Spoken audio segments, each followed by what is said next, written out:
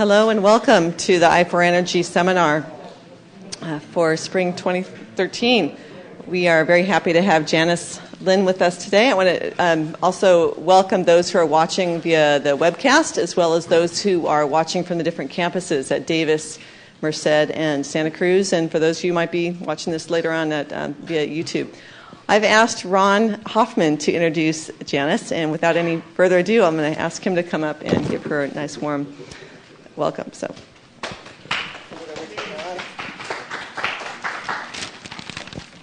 So, good afternoon, everybody.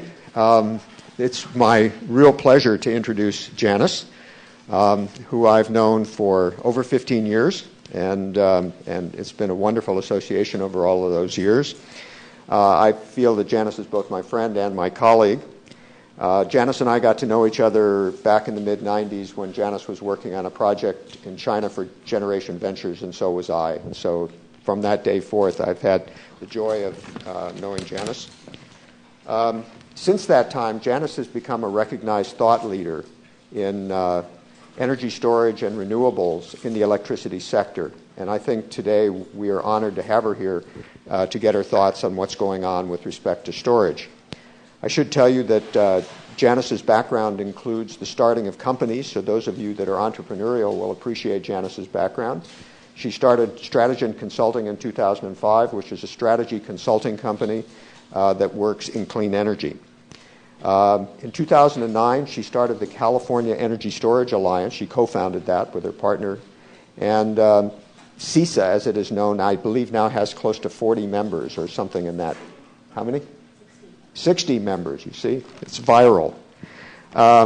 Prior to Strategy, Janice got involved in the renewable sector about the turn of the century, and she worked for Powerlight and became the VP of Business Development there. Powerlight was eventually acquired by SunPower, and a lot of the things that Janice worked on have become recognized as pioneering in the early days of commercial solar.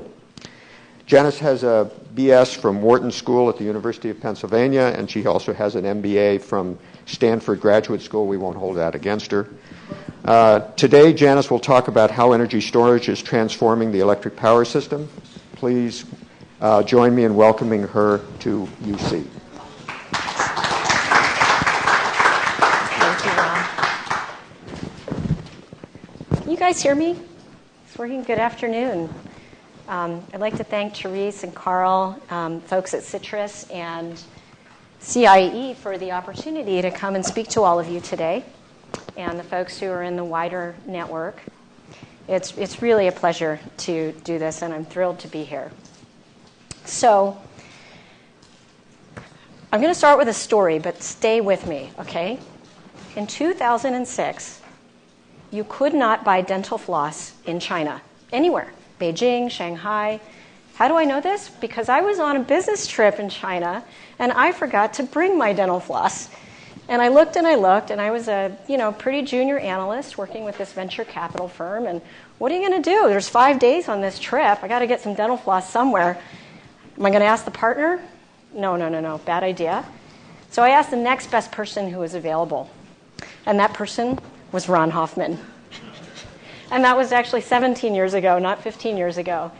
And over those 17 years, Ron has become a dear friend and a real mentor for me. And it's because of Ron that I got into renewable energy, got into the electric power system.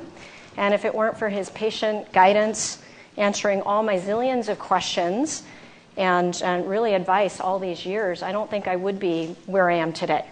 Why am I telling you this? Because I assume there's a bunch of students out there, and when I was a student myself, nobody told me how important it was to have a mentor. Mentors really make a lot of difference.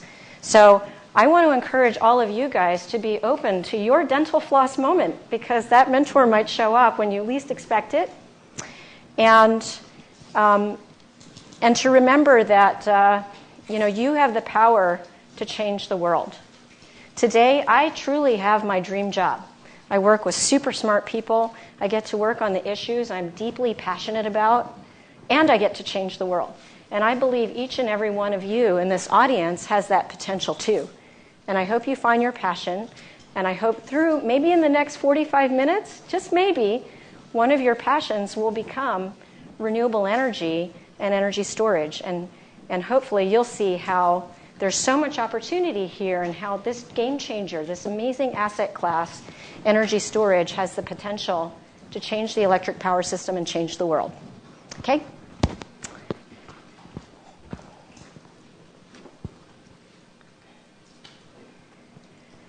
Okay, I thought this was an appropriate place to start. What we're talking about is underutilized assets. It's not a new idea. I mean, you guys probably know this better than me. Airbnb, car sharing, Zipcar, I mean, there's all these assets around that we can share. If an asset's not being utilized to its fullest extent, it's kind of a loss. It's a waste, right? And here the Economist is talking about the era we're getting into is the sharing economy. You can share everything. Your car, your truck, an extra room in the house. I even heard there's a startup that's now sharing kitchens where you can do, like, serve dinners for people through the internet. This is exactly what we have with the electric power system. We have this tremendous asset worth trillions of dollars. We spend in California alone probably $5 to $7 billion every year keeping this asset up to date and functioning. Yet, we only use it about half the time. Our average load factor is about 50-55%. What you see here is a chart that on the y-axis is our system load here in California. On the x-axis, these are the months of the year. And as you can see, the average load's about 55%. And this little peak, which happens maybe a few hours of the year, we are building our electric system generation, transmission, and distribution capacity to meet that point in time. Because electricity, unlike many other industries and many other assets, is an asset that needs to be used in real time. Supply must always equal demand. This, I would argue, represents huge opportunity. Another opportunity with optimizing that picture is improving the greenhouse gas emissions. So imagine if our electric power system was just purely fossil fuel units. The emissions profile of a combined cycle gas peaker, which is this blue line down here, is much less, these are CO2 emissions, tons per megawatt hour, than the brown line, which is the emissions from a peaker. A peaker is something that's used intermittently. It's only used a certain amount of the year. It's ramping up and down. It's less efficient. So imagine with energy storage, and here's the concept with energy storage, you can take energy from one period of time, say store it from this base load, much cleaner fossil fuel plant, to displace some of this stuff, this peaker generation. You will achieve a net savings. You'll achieve greater efficiency in the system overall and lower CO2 emissions. And the savings can be quite significant. The other point to make is that our system is not composed of just combined cycle gas peakers. We have other things in the system, especially things that are super clean, like solar and wind. And in California, particularly at nighttime, we have a lot of wind. So imagine using more wind to displace that peaking stuff, net GHG benefit. So what is energy storage? This is often a point of confusion among a lot of people. Some folks, when you say storage, they immediately go to their pocket and they think about the battery in their cell phone, the battery in their laptop. Probably each and every one of us probably has touched at least 3 or 4 batteries today. If you drove here, you have a battery in your car. When we talk about storage on the grid, it's a very broad asset class. Just as broad as, say, the asset class called generation. You know, there's nuclear, gas, biomass, renewable, solar, wind. Storage is the same way. There's chemical storage, for example, batteries, many different types of batteries, flow batteries, solid-state batteries. There's mechanical storage, which is storing energy through some kind of mechanical, in this case it's a flywheel. There's bulk mechanical storage, compressed air. This is compressing air in an underground cavern, uncompressing it for use at a later time. Thermal storage, which has been used for many, many, many, many years, dating back to the prairie times. There's ice, chilled water, and molten salt, which is often combined with concentrating solar power. And finally, bulk gravitational storage, which can be accomplished through pumped hydro, or more recently, there's some innovative technologies around using rocks and bringing rocks up a hill and bringing them back down a hill. So many, many different forms of storage. What's the beauty of storage is with that diversity, there's tremendous diversity in the solutions, tremendous diversity in the ability of these solutions to perform different services on the grid. And many types of energy storage are very modular. Modular meaning, think Legos, building blocks. Some are small, some are bigger. And these building blocks mean, the building blocks and the diversity means that energy storage can be deployed in many, many parts of our grid today. So it has broad electric power system applicability. And what you see here, this is a chart from EPRI, shows how storage can be put, use at the transmission level for ancillary services. For bulk storage, maybe shifting a lot of energy from one period to the next. Distributed storage sited at a substation. Commercial storage behind the meter at a commercial facility to help with power quality, reliability, peak shaving, possibly in a neighborhood as well. So there's many, many different applications. And with that, many different ways or business models of deploying storage on the grid. So one thing we often talk about with storage is this message to think about this asset class and what it can do, not in terms of unit cost, but really to look at the benefits that it can provide. And a simple comparison that everybody can understand, even if you're not a power system engineer, is that let's look at a 50 megawatt conventional gas peaker plant on the left and say a hypothetical 50 megawatt energy storage system on the right. The first thing to point out is that this 50 megawatt gas plant, which is typically the asset used today for peaking, spinning, reserve, and ancillary services, has a maximum range of 40 megawatts. So these are today's state-of-the-art gas peakers. This unit can go from 50 to 10 megawatts, reasonably well. This is what we're using to balance our grid.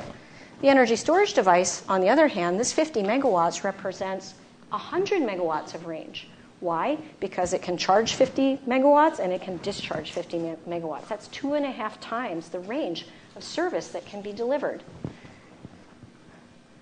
Another thing to think about with energy storage is certain types of storage are very fast. Much faster, in fact, than that companion or status quo alternative called the natural gas peaker. What you see here is the AGC signal from, say, the system operator. I think this data is from CESA. And this dotted green line is the signal that CESA sends out to its fleet of gas peakers saying, give me some regulation, give me some frequency regulation. The red line is the response of the generator. You can see it's kind of slow. Takes a while to ramp up, and the net effect is it doesn't do the job quite that well. So the system ends up needing to overcompensate. It either buys too much or not enough, and it's constantly going back and forth. On the other hand, and this example on the right could be a fast battery. It could be a flywheel. The beauty of this is you look at this system, this signal, this dotted green line, and you can't even see the red line because it matches it so perfectly. Storage systems can respond within cycles. It can be exact. That's a lot more effective. And we'll go into why and what the benefits are in a minute.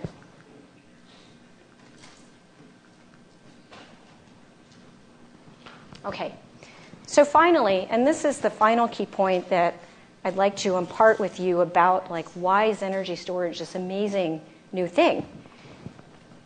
This is an asset that can be utilized throughout the year. There are many different services that a single asset deployed at a particular location, operated in a particular way, can provide. Again, back to our peaker example. Utilization of a gas peaker on an annual basis, maybe about 4%. Energy storage, 99.7%. What is that storage device doing throughout the year? And this is actually a model of real data. This was done, wrong button. This data over here, my little red, okay, here we go. So this is a chart that shows the utilization of the storage device through the course of a year and the different services that it's providing that add up to the benefits it's delivering. So when you think about that, you got more range, a faster response, and more benefits, storage is the better way to do things. It's not how we've been doing things, but it's the better way to do certain things, certain services that are needed on the grid today. So what that will do is if we had some storage throughout our electric power system, we can take that previously poorly utilized system and flatten our load curve. The goal is that we want to utilize the existing assets we have much more efficiency. Let's take that average load factor up from 50% to 75 or 80%. That's low-hanging fruit. Here are some examples of storage facilities that are being developed today. This is a flow battery, the inside look. What does one of these batteries look like? Flow battery, this was a 600 kW, 6-hour unit that was installed in Southern California at an onion plant. It's operating today primarily to provide peak shaving services and greater reliability for this behind-the-meter industrial customer.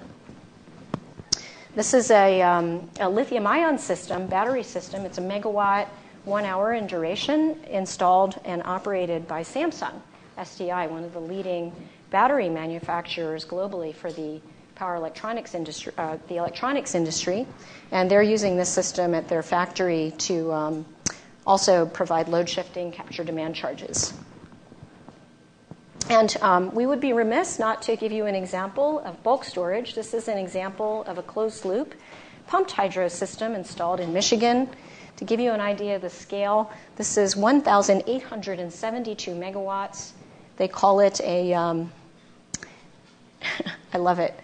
It's a giant, water battery, one of the world's biggest electric batteries. And what it does is it stores a lot of water.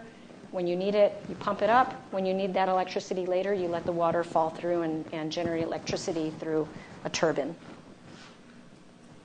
Okay, that's today.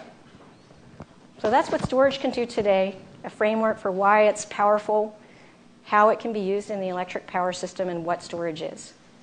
But what I want to talk about with all of you is what can storage do in the future? Where can we go from here? And how many of you in the audience are students? Just a quick show of hands. Okay, good. Great. So often, when we think about the future, it is important to look back where we came from, to our roots, to look at the values of where we came from, because sometimes that gives us a clue of where we need to go.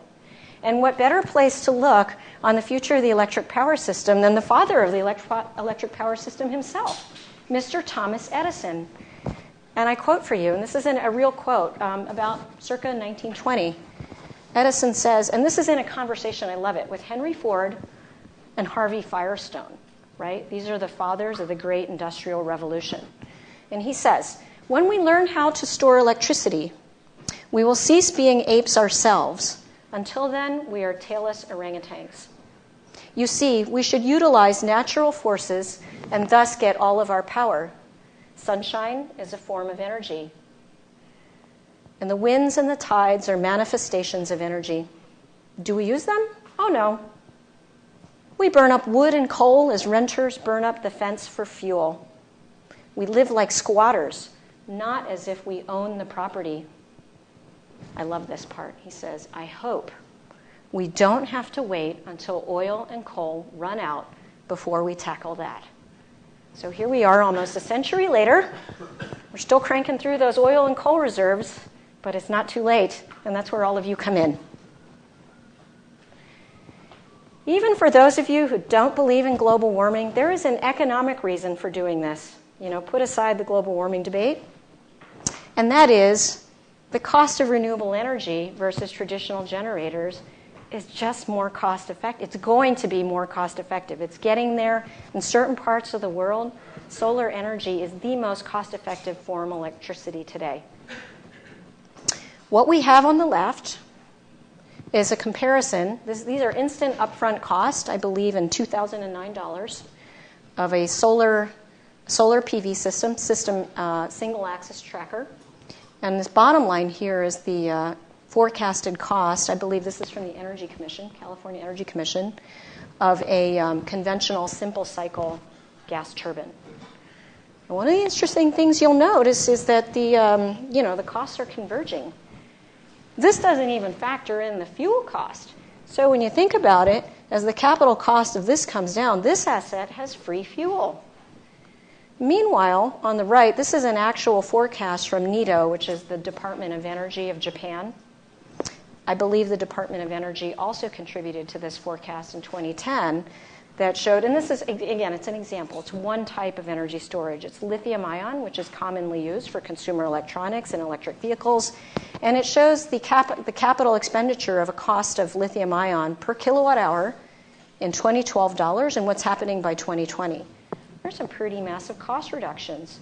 So when you put these trends together, renewable energy getting cheaper, storage getting cheaper, fossil fuel sources getting more expensive. You do the math. This is the future. This is where we need to go. About a month ago, Angelina Galitova, who's a wonderful person, she's one of the board members of the California Independent System Operator. She is also the co-founder of an organization called Renewables 100, and it's a nonprofit whose mission is to look at ways we can achieve the pathway to 100% renewable energy. And Angelina asked me, she said, Janice, what are the ways, how can energy storage help enable a pathway to 100% renewable energy? I said, I'd love to talk about that. So these are some slides from her conference 2 weeks ago. Who has seen this chart? This is the famous duck chart. Anybody familiar with this? We got two people, three. This famous duck chart was presented by the California Independent System Operator at an en banc, so a meeting where they got together with the PUC and the legislature, and they were talking about sort of California's capacity needs going into the future. And CESA came and they presented this, and they said, this is our concern. What we have here is, here's again the forecasted load of California over the course of a day, 0 to 24 hours, so 24 hours in one day. And what this is a forecast of the net load starting with 2012, and these subsequent lines in color show the forecast through to 2020. And this is what they say is a typical March day at hourly resolution. And what CESA presented at this conference was that our net load shape is changing dramatically here in California. And flexibility is needed sooner than later, maybe as soon as 2015. And the reason the duck's crying here is because CESA, who has to balance the grid, has to deal with this tremendous ramp and this potential issue of overgeneration. Now, as a renewable advocate, we love the fact that this looks like a duck, because what this big duck belly means here is that that's a lot of solar generation and renewable generation that's happening in the middle of the day. That's good. That's where we want to go. But the reason it's crying is it creates kind of a challenge for the systems operator.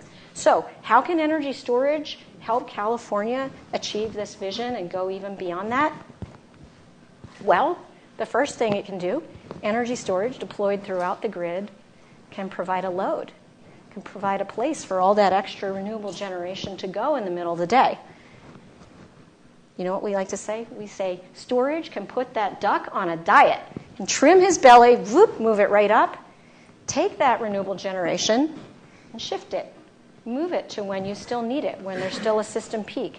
And in this case, that's to flatten the duck's head. And that, remember that overall transmission chart? That's how we achieve greater system utilization. You get a flatter load shape, and that means the existing assets we have, generation, transmission, distribution, can be utilized more fully. So that, at a very high level, is how energy storage can enable a pathway to more and more utilization of renewable energy. But this is at an hourly scale. And we all know that some forms of renewable energy are not so predictable. This is one of the great challenges for us as we look into the future. These charts have been presented in many other talks, but for those of you who haven't seen them, this is 1 month's power from a wind farm I don't remember exactly which wind farm it is, but you can see it's pretty much all over the map. This Springerville, Arizona chart shows the production output of a solar system at 10-second resolution on a cloudy day. So these incursions here, these white dips, those are the clouds coming across the solar system. These types of very significant dips in output from, say 4 megawatts down to a megawatt, if you scale it up, and there's a lot of this can be challenging for the system operator. So what happens is, that smooth line that you saw at an hourly resolution, when you look at it sub-hourly or minute by minute or second to second, can be, actually not that smooth. And these sort of minute-to-minute fluctuations, remember our fast response chart? This is something that storage is really, really good at. So here it is again. I like it so much, I'm going to show it to you one more time. And, those issues, those, ramping and sort of minute-to-minute balancing issues, would you rather have this resource achieving that or that one? I say the one on the right is the better way to go. And here's an example. So it's not just talk, it's not just an idea. About, I want to say a month ago, a 36-megawatt battery was commissioned at a wind farm in Texas at a place called No Trees. It's called No Trees because there really aren't any trees. And this particular battery system is providing renewables capacity firming, that frequency regulation service that you saw. And it's a really great project that we should be celebrating. This is not the only one. There's projects of this size and scope being implemented and deployed all over the world. I think a couple months before that, there was a couple of these installed in Chile, South America. So, what have we learned so far? One, that energy storage can drastically improve grid efficiency, improve existing asset utilization, and reduce GHG emissions. Two, we've learned that energy storage can provide multiple benefit streams from a single asset, much more so than its status quo fossil fuel counterparts. And three, we've learned that energy storage can be instrumental in helping to integrate renewable energy and help us achieve a pathway to greater and greater renewable adoption. So what's the problem? Why, if it's so great, isn't there more energy storage installed on the grid today? Why? Think about it. Well, for starters, I want to say there is some. That's the good news. Some. And that's why the sum is in italics here. We have about, I'll say anywhere from 140 to 150 gigawatts of storage throughout the world. And by the way, that does not include energy storage used for UPS and emergency backup applications. We estimate globally that's probably about 60 to 65 gigawatts, mostly lead acid. And think about that. I mean, that's a fleet of assets that's just laying around waiting for a power quality event. Remember that thing about multiple benefit streams? Maybe there's a way we can convert that fleet into doing something more than just a reliability once-in-a-while thing. But bottom line is, there is a lot of storage. Most of it's pumped hydro. That's been used for a long, long time. But more recently, there is what we're calling this non-pumped hydro or advanced energy storage slice that is growing and growing. And that is the subject that I want to now turn to. So, getting back to the question of why. I think to answer this question why, we need to start looking at how the electric power sector is governed. And one curious thing about the electric power sector is, it's been around for a very, very long time, and it's governed in silos. The familiar generation, transmission, distribution, and load. Within each of these silos, the rules are formed, and decisions in these silos determine how resources are compensated. Now, when you take a step back and you look at that, you say, wow, that's kind of cool. And there's all these jurisdictions, there's FERC and the different state level policies. I don't want to go into that. But at the simplest level, there's these 4 silos. And the question is, where does storage fit? And it's sort of a rhetorical question. And and when you think about it, it's the asset class's greatest asset, it's its greatest strength, but it is also its greatest liability, because we're flexible. Storage can serve as generation, it can be transmission, it can be distribution, it can even be load. Remember how it can provide a sink for that duck belly? Well, the problem is it does fit everywhere.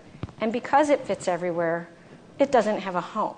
And within each of these silos, there's proceedings, there's activities underway, and everybody agrees that storage could be an interesting thing, but it's not in their top 50 things that they look at. So what you focus on is what you get. And until we started CESA in January of 2009, there was no organized regulatory activity for energy storage on the grid anywhere in the planet. 2009, think about that. So, my point is regulatory intervention is necessary to allow fair compensation mechanisms for storage as a new asset class in the electric power system. Fortunately, grassroots change is underway. We started CESA in January of 2009, and since then, a number of new regional storage advocacy groups have been formed. The most recent, which is Ontario Energy Storage Alliance. They don't even have a logo yet, but they're going strong. We have, first it was CESA, then TISA for Texas, then CENISA, China. After China, then we had a European association, and then the Electricity Storage Association started a national effort to focus on federal issues. Germany was for India, and then Germany were formed soon thereafter. So this kind of change, this grassroots change is underway, and there's talk of another one starting in Hawaii. Yesterday I was talking to somebody about doing one in Japan. This is a movement that's happening all over the world, and this is the start of the change. It happens when people like me or you get interested, get involved, and start making a difference. For CESA, we started this in January of 2009. It was actually at the suggestion of the Public Utilities Commission. We were involved in some regulatory activity on behalf of some of our storage clients, and somebody at the PUC asked Don Liddell, my co-founder, and I if we would consider starting an advocacy group for storage because it was getting kind of relevant and interesting in a number of areas, and they didn't want to talk to 50 different companies. So we started CESA in 2009 with one member company, and we're now, as Ron said, up to close to 60. CESA represents every form of grid storage here in California, all the different subclasses. But what's interesting is our membership also includes some very, very successful renewable energy developers, firms like,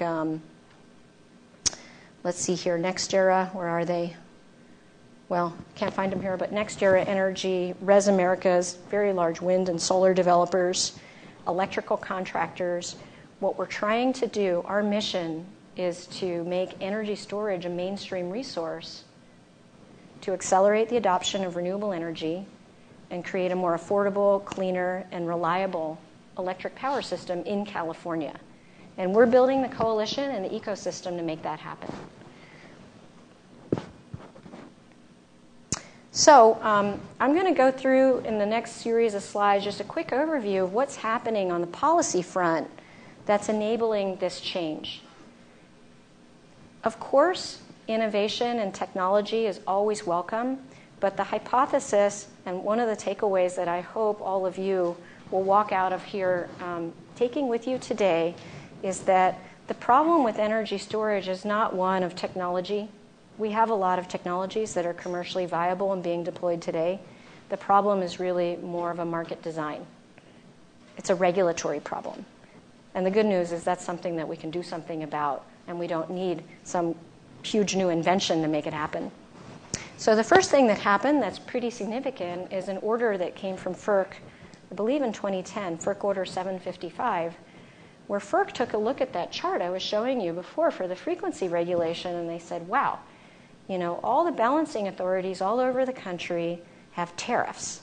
And tariffs compensate resources for providing frequency regulation. But the way the tariff is structured, it assumes that everyone's a fossil generator. It assumes you're super slow. And so what FERC said is, this kind of compensation mechanism we've done since the dawn of time is discriminatory, because if you're faster and you're better, you're not getting paid for your performance. So they issued FERC Order 755. It's called Pay for Performance, where FERC required the system operators under their jurisdiction to come up with a new tariff that rewards fast performance. And that has been fully implemented in PJM. That's an independent system operator in the Northeast, one of the largest. It will soon be implemented in CAISO. But this is data that shows you the impact of how regulation makes a difference. FERC order implemented October 1, 2012. This is the pricing. The dark bar is the 2011 pricing. This is dollars per megawatt hour that's paid in the PJM market. Between September to October, the average monthly regulation price went up 2.5 times. Stayed high, kind of stabilized. Meanwhile, during the same time period, these are the active storage projects. When you participate in these markets, you have to file for interconnection. Those are the storage projects that are in the queue. So you can see that this one change had a dramatic impact in that market. No new technology was invented between 2010 and 2011. It was a market change that made that happen. So I said it's happening soon for CAISO. So PJM went live in 2012, Midwest ISO soon thereafter. California Independent System Operators expected next month in June. New York ISO similarly, and then finally New England in 2015. So these changes all across the country are creating an attractive value proposition for fast storage projects all over the country. Another key development, you may have heard of Assembly Bill 2514. I know this is kind of a text-heavy slide. This bill is really big, folks, for a number of reasons. One, this bill was sponsored by Jerry Brown when he was Attorney General. This was the first piece of legislation that Jerry Brown sponsored in probably 2 decades, maybe since the last time he was governor. Jerry then ran for office. We all know how that turned out.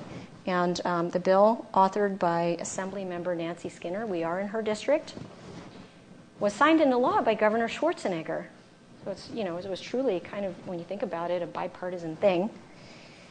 And what this bill does is it requires the Public Utilities Commission to open a rulemaking, a proceeding, to specifically focus on energy storage and look at all the ways that storage can be deployed in California's electric power system, and, if found to be commercially viable and cost-effective, to establish procurement targets for load-serving entities by October of 2013.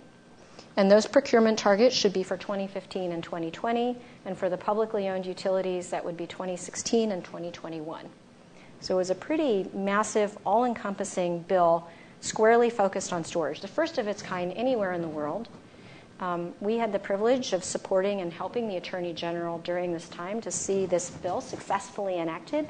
And now we're deeply engaged with multiple stakeholders at the Public Utilities Commission, all the utilities and other interested stakeholders in a successful outcome with this bill.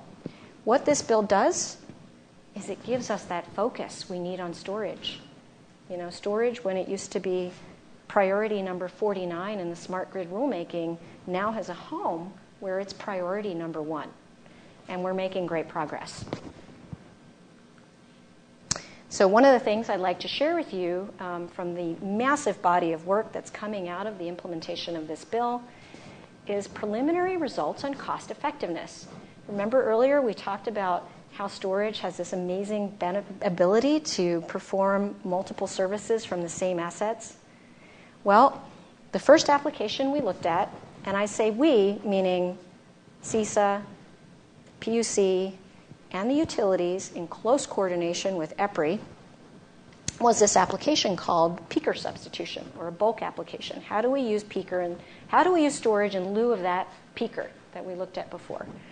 And after weeks and weeks of discovering and discussing and debating the assumptions, the results came out, surprise, surprise, in virtually all of the cases, all of the scenarios analyzed, the benefit to cost ratio for energy storage as compared to the gas peaker in this application was greater than 1.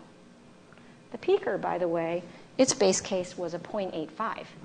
That means, translated, in virtually all the scenarios for this preliminary analysis, storage is more cost effective than what we do today as our status quo, knee-jerk, this is what we do day in, day out.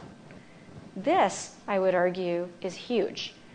Nowhere on the planet has this happened where we had a systematic approach to looking at how storage is used, what the benefits are, and how it compares to a fossil fuel alternative. And that with this first look, we are finding that storage is more cost effective. So this work being done today, though it's California focused, will have reverberations and impacts throughout the world, anywhere we have a developed grid. Oh, and the important thing to mention is this analysis didn't even factor in the GHG benefits. So if anything, it's conservative. I think in part because of the exciting findings coming out of this, Commissioner Peterman, who's the PUC commissioner in charge of this rulemaking, has announced that within the coming weeks, she will be issuing a proposal on procurement targets pursuant to this bill. So stay tuned for that. It'll be interesting to see what happens next. Another interesting thing that's happened recently, we in California have this other rulemaking called long-term procurement planning. And this is the process, this is the proceeding whereby the state, in partnership with the utilities, figure out how much capacity and energy is needed over the next 10 years. And in the recent decision under Phase 1, where they were looking at Southern California, the Public Utilities Commission, Commissioner Florio, who's in charge of this proceeding, came out with a decision, a final decision, might I add, that requires Southern California Edison to procure at least 50 megawatts of energy storage in the LA basin for local capacity and reliability. What's exciting is that same decision says they must procure up to an additional 600 megawatts of capacity from preferred resources. Now, preferred resources have been defined by our loading order, and probably many of you are familiar with that. That loading order was created from a multi-agency, CEC, PUC, CAISO, Governor's Office loading order. At the time, CESA didn't exist, storage wasn't on the landscape, so storage isn't in the loading order. So because the definition of preferred resources at that time did not include energy storage, the decision went on to say the 600 megawatts has to be preferred resource, including energy storage. That is significant. So our view on the loading order is that it is what it is, but when you think about it, storage should be at every place of the loading order. Storage can be used in conjunction with distributed generation, with renewable energy, with demand response. So everywhere that different resources show up in that preference, in that loading order preference, when storage is used for that purpose, it should be in there too. And this decision enforces that. Finally, Governor Brown, some of you may have heard, has an executive order out there seeking to accomplish 1.5 million EVs by 2025. So 1 million by 2020 and 1.5 million by 2025. I've been told by utility colleagues, folks much smarter than me, that each EV, when plugged in, can represent as much as the load of an additional house. And when you plug in that many new electric consuming vehicles, you can imagine there's some challenges associated with that. When you charge, how quickly you charge. Energy storage, stationary energy storage, of course there's energy storage in the cars, but stationary energy storage can be used to help mitigate and manage some of the impacts of all those new EVs plugging into the grid. So that's my recap about what's happening on the policy front, which, as we said before, is the barrier to more adoption. And now I want to get to my most favorite part of my presentation, which is, what does this mean for all of you? Where are the opportunities? So what does the future look like? Energy storage is transforming our electric power system. What you're seeing here is a screenshot of the DOE International Energy Storage Database. It's a new, freely accessible public database of energy storage projects deployed around the world. Currently, it has approximately 200 systems in there. It's gaining steam, and you can see they're all over the globe. We've been working on this project in partnership with Sandia and Department of Energy for the last year or so. So I encourage all of you to go check it out. You can find projects, you can look at them by technology, by application, you can see pictures of them. This database also has a companion part which itemizes policies that are in effect in the United States. So, not only is this happening as a trend around the world, but energy storage is not only impacting the electric power system. This is an interesting time in history. Doesn't happen too often, where you have one asset class that's at the epicenter of massive change affecting many, many industries, titans, and it's in the middle. You know, we're talking about the grid. We're talking about change off-grid. I mean, this was mostly a developed country-centric presentation, but we could have a similar one-hour presentation just how energy storage is enabling the rural electrification. Consumer electronics. I mean, where would we be without batteries? Your cell phone, your iPads, your computers. Transportation, and now that the transportation sector is getting electrified. Renewable energy, demand-side management. Energy storage is in the middle.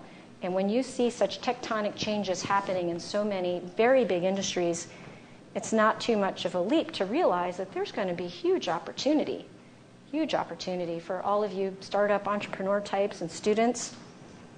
I hope you will consider this. So the first opportunity clearly is in what is an energy storage system? How does an energy storage system get delivered onto the grid? And there's several components. You know, on the equipment side, there's the storage device itself. There's power electronics, controls. You've got to package it. There's some grid periphery, transformers, and other equipment to plug it in. There's another piece of an energy storage system, which is what we call controls and profit optimization. So this is the brains. How do you operate it? Do you discharge now or do you discharge later? What information do you take in to make smart decisions? There are so many cool startups that are emerging just on that alone. And as you can imagine, interesting new business models to go along with it. And finally, there's plenty of services. Project development, sales, financing, engineering, procurement, construction. Our prediction is that traditional renewable energy industries, solar, wind, are now going to turn their attention not only from doing renewable energy, but all those skills that are necessary in renewable energy can now be applied to an addition, energy storage, as part of the offering that they provide. And then finally, there's tremendous opportunities in grid deployment and system-wide integration. So we can look at a storage system in isolation or its role in the grid overall. And there, I would say there's huge opportunity in policy. You know, folks, if you're interested, come on down the street. We'd love to get some helpers because there's a lot of work that needs to be done there. Lots of policy development when you think about all those applications that storage touches. Grid integration from a utility standpoint. You know, what are the physical interconnection and protection protocols when you're putting an asset on the grid that can charge and discharge? Power system modeling. What is going to be the impact to to distribution and transmission systems from having this kind of resource available, especially one that's controllable? We just don't know. And finally, you know, what are the communication and control systems and protocols that are needed to manage this amazing new asset class, this new capability? What are the contractual obligations, the security obligations? What are those algorithms that we need at a system level to really optimize these different resources? So regardless of your background, whether you're coming from economics, engineering, system, whatever, there's something here for everybody. And finally, in our short time together, we can only maybe touch the surface. This is such a rich, dynamic, and very complicated field. So if you'd like to learn more, come to Energy Storage North America. This is going to be the first conference and expo held here in San Jose this September to focus exclusively on how energy storage can be applied to the grid, across transmission, distribution, and the electrification of transportation. What are the applications? What are the business models? Who are the movers and shakers that are going to make this happen? So there's more information at ESNA Expo. I also brought some flyers in the back if you want to grab one of those. And we've already lined up a great section of speakers and sponsors and supporting partners. So it should be a great event, and it's so close to home. So finally, in summary, just want to recap what some of our key takeaways are today. One, energy storage is not a new technology class. Yes, there is a tremendous amount of innovation happening today, some right up the street here at Cal, but it is not new. And there's technologies that are available to be commercially deployed right now and are being deployed around the world. It has the potential to optimize our electric power system, save money for ratepayers, reduce greenhouse gas emissions, and help facilitate the integration of more and more renewable energy. You know what? When we can do that, that's going to help with, global security. And really, the key barrier to achieving these benefits of energy storage is our regulatory framework. It's the ability, or our current inability, to monetize all of these wonderful benefits that storage provides. So we need your help. Regulatory intervention is the way to go and to have a lot of near-term impact. So I challenge all of you, remember, policy matters, learn the issues, get involved, and change the world. Thank you.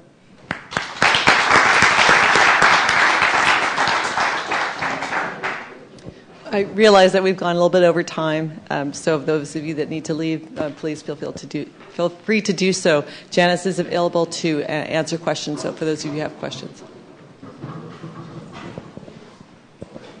Thank you so much.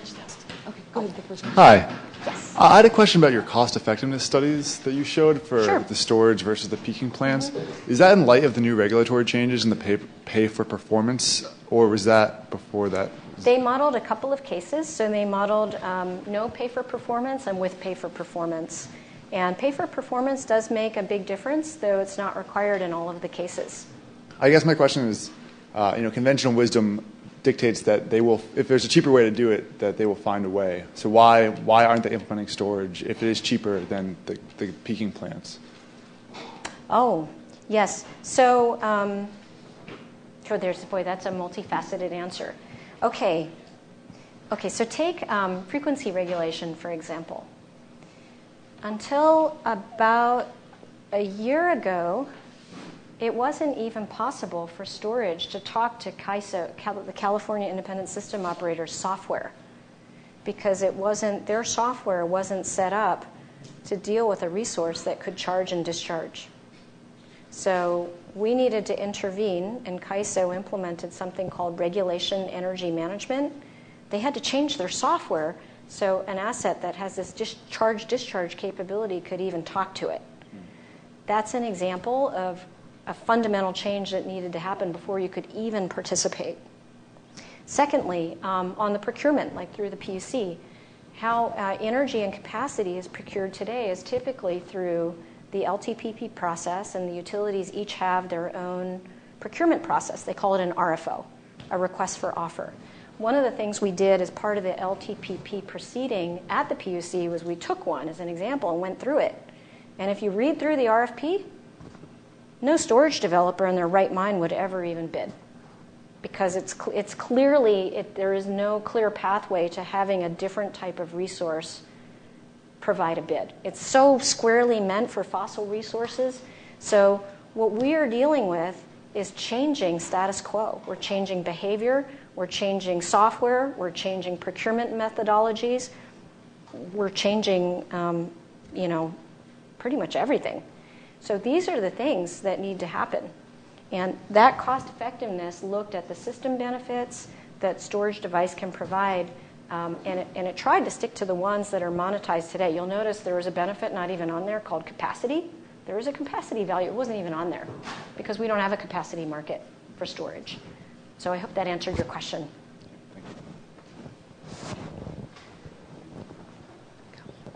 Hi. I'd like to first agree with you that energy storage is definitely the game changer, and it brings about tremendous value to energy producers, consumers, and the society overall, if it can be done cheaply and easily. Because I think it basically addresses the physical and economic fundamentals of many of the energy commodities, that they are either impossible or very difficult or very expensive to store, or and they have inelastic demand, so it has a really high price volatility. So I guess my question is that since the energy industry has been evolving around this fact that many energy commodities such as electricity are hard to transport or transmit or store, given your business background, what would you envision that the energy market would have to kind of restructure to make energy storage a reality, like easily implementable? So one of the challenges is every energy market is different. We have a different market here than in the Northeast. It's different in China and India. That is a challenge. It's complicated. As an example, we were just talking about capacity value for storage. There's really no way now for storage to earn revenue for its capacity value in the system.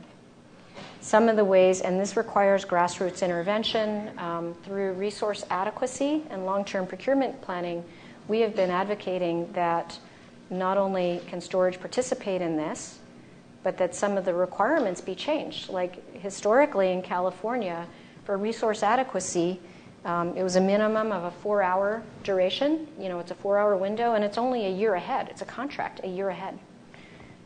If you're trying to develop an asset that's very capital intensive, and you're trying to raise money to finance that asset, and you can just get a contract for 1 year, chances are you're probably not going to secure that financing. So not only do we need storage to be able to participate in the RA product, the product probably shouldn't be just limited to 4 hours. I mean, storage can provide capacity at any increment. And 3, we need more than a year contract. We need multi-years. How about like a 10-year contract? These are the things that will enable commercial adoption of storage. Another way to go with capacity is just to create a capacity market. And there's talk of doing that, say, here in California. It exists elsewhere.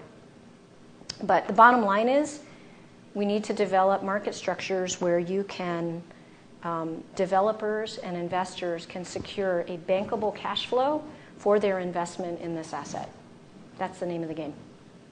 Any other questions? Yeah. When will private customers be able to trade energy just like stocks? Like when will the technology be ready and everything that is required? Well, that's actually possible today. There are free competitive wholesale markets. Not necessarily down to the consumer level, but there is talk of that where individuals can maybe sell energy. I would put the question back to you as a student here dreaming up what the future could look like. But it's an interesting idea, and maybe another way to achieve the same result. And in some ways, distributed generation is enabling this, right? Because as a consumer, what are your choices today? You buy electricity from your local utility. In certain markets, you have a choice of utilities. Here in California, we do not. Another alternative is potentially generate your own power. Another alternative is generate your own power with energy storage. So now you can add an additional dimension of reliability.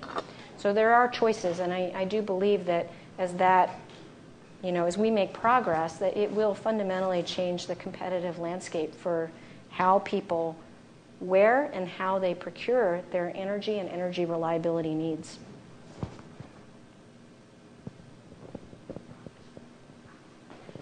So you have mentioned the electric vehicles as a huge load for the future power grid. So do you have any vision to make it also as resources as energy storage in the future? Because sometimes the electric vehicles can feed power back to the grid. Oh, yes.